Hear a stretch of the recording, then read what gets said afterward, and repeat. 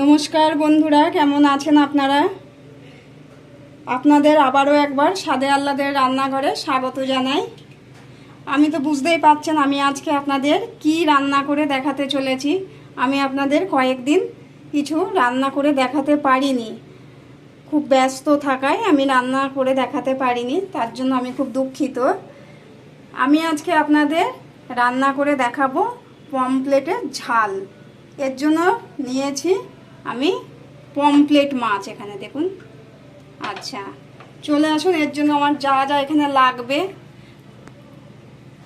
এখানে আছে লবণ, তারপরে আছে লম্বা লম্বা করে সরু সরু করে কাটা টমেটো, তারপরে আছে হলুদ এবং লঙ্কার গুঁড়ো, আছে পেঁয়াজ, গ্রেট করা পেঁয়াজ, আর আছে ধনেপাতা কুচি। আর যে পেঁয়াজ আমি পুড়িয়েছি যখন গ্রেট করেছি, শেষের যে অংশটা কুচি কুচি হয়ে বেরোয় সেইটা তো হয় না, ফেলে দেবো, ওই জন্য ওইটাও রেখেছি, ওটা তেলে দিয়ে দেবো। চলুন তাহলে আপনাদের দেখাই রান্নাটা আমি কিভাবে করছি। আর এখানে বসিয়ে দিয়েছি আমি কড়াই। এইবার কড়াইতে আমি যেটা ওখানে আপনাদের বলিনি, সবচেয়ে প্রয়োজনীয় জিনিস, সেইটা এখন আমি আপনাদের ব্যবহার করে দেখাবো। তাহলে সেই প্রয়োজনীয় জিনিসটি কি বলুন তো আপনারা? এই যে দিচ্ছি সর্ষের তেল। এটি ছাড়া তো রান্না হবেই না, বিশেষ করে মাছ হবেই না। এই যে এখানে মাছ ভাজার জন্য তেল দিচ্ছি। তেলটা বেশি পরিমাণেই দিলাম যাতে মাছটা খুব ভালোভাবে ভাজা হয়। এটা কমিয়ে দিলাম গ্যাসটা। এই যে তেল গরম হয়ে গেছে।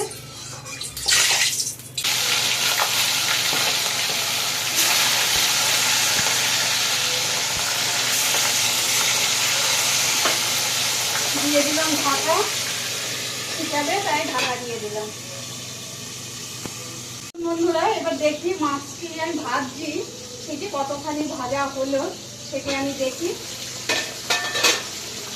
এক সাইড তো ভাজা হয়েই গেছে, এবার উল্টে দিই আর একদিক।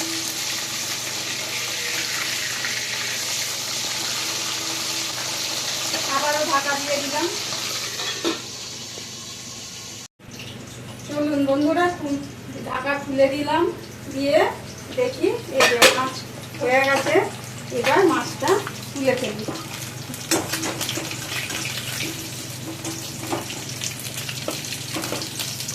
এই যে একটু ভালো করে ভেজে নিয়েছি।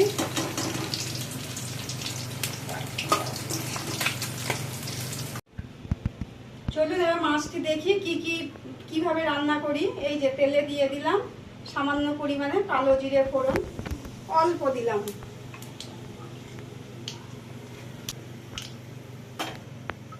এই যে পেঁয়াজ যে আমি পুড়িয়ে নিয়েছিলাম, সেই পেঁয়াজের যে গোটা গোটা অংশ, শেষের যে অংশ, সেইটা আমি তেলে দিয়ে দিলাম।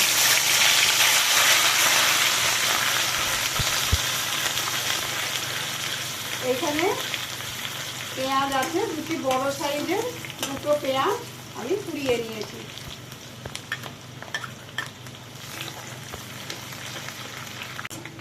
এই যে ভালো করে নাড়িয়ে এটা আমি হালকা ব্রাউন কালারে করে ভেজে নিলাম। আমি খুব লাল লাল করে ভাজবো না, কারণ এতে আবার এই পেঁয়াজটা পড়বে। এই যে এইবার আমি এই পেঁয়াজটা দিয়ে দিলাম। দিয়ে দিচ্ছি। এই যে গ্রেট করা পেঁয়াজটা আমি দিয়ে দিলাম।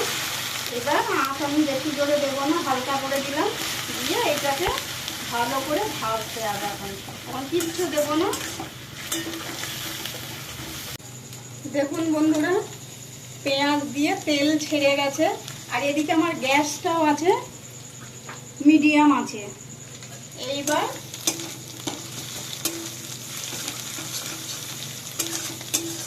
এই যে এরপরে যেটা দেব সেটা হলো এই যে টমেটো কুচিয়ে রেখেছিলাম, সেইটা দিয়ে দিলাম। একটা বড় সাইজের টমেটো নিয়েছি, নিয়ে দিচ্ছি এখানে লবণ। লবণটা এখন দিচ্ছি, এখন টমেটোটা নরম হয়ে যাবে। টমেটোটা এই লবণটা দিলে এই যে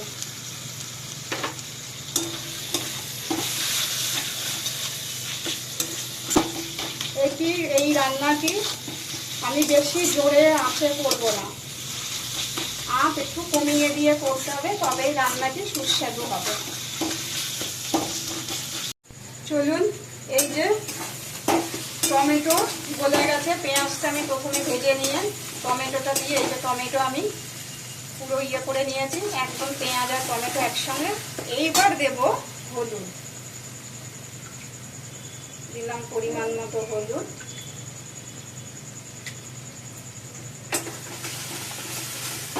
লঙ্কা গুঁড়োটা দিব।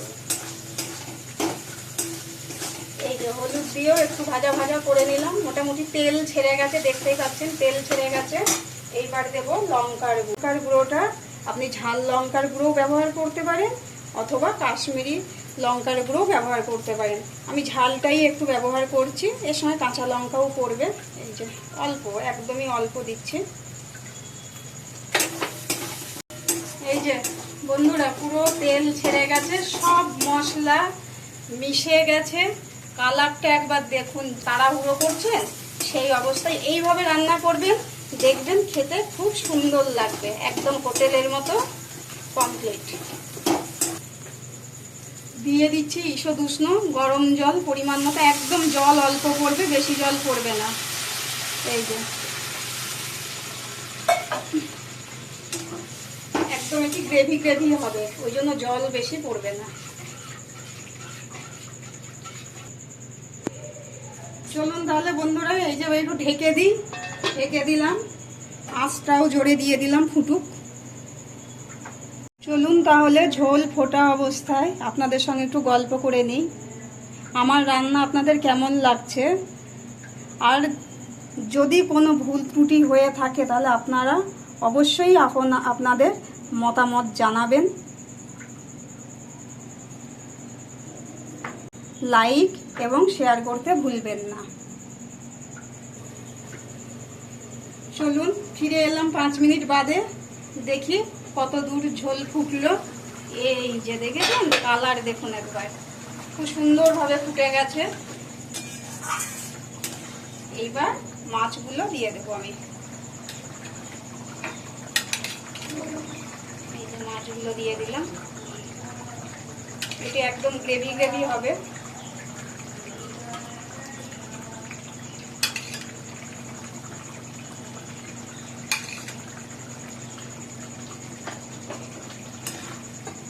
আর এটির সঙ্গে দেব যেটি কাঁচা লঙ্কা, আমি একটু কাঁচা লঙ্কা ফাটিয়ে ফাটিয়ে দিয়ে দিলাম, আপনারা চাইলে চিড়েও দিতে পারেন, কাশ্মীরি লঙ্কার গুঁড়ো দিয়ে এরকম কাঁচা লঙ্কা করতে পারেন।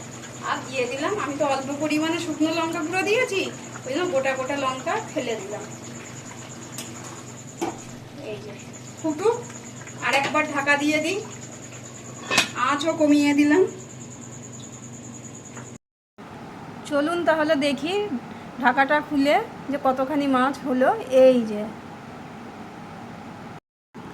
দেখলেন তো কত অল্প সময়ে অতি সহজে এই রান্নাটি করা গেল। এইবার দিয়ে দিচ্ছি ধনে পাতা, একটু বেশি পরিমাণে ধনে পাতাটা লাগবে।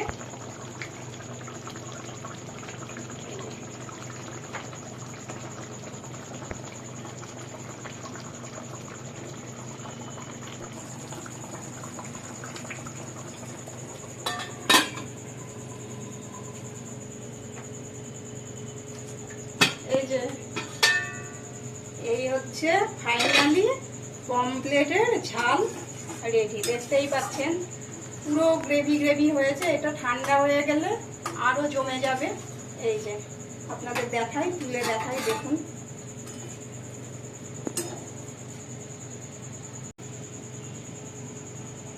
এই যে দেখুন পমফ্লেটের ঝাল রেডি।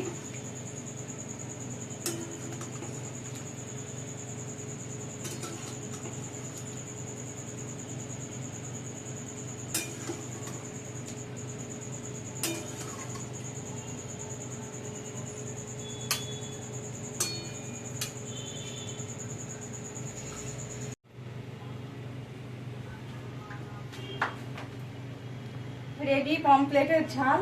এই রান্নাটি ভালো লাগলে অবশ্যই কমেন্ট বক্সে কমেন্ট করে জানাবেন এবং শেয়ার ও লাইক দিতে ভুলবেন না।